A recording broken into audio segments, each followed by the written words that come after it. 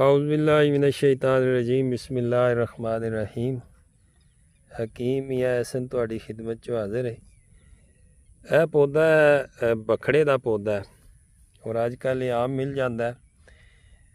तो इसका पानी कढ़ के ताज़ा बखड़े का पौधे का पानी कढ़ के ते इस पानी दे विच गरी का तेल पा के इनू बॉयल करना है। इनू पानी नू हल्की आँच दे विच खुश्क करना है।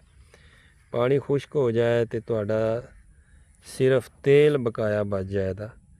उस तेल नू तुसा महफूज कर लेना है।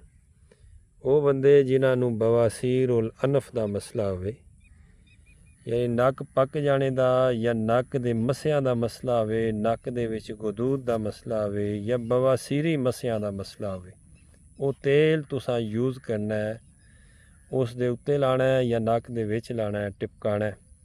तो इंशाअल्लाह ताला 3 तो 4 हफ्ते यूज़ करो दे बवासीर दे मसे होण वो भी झड़ जाण दे।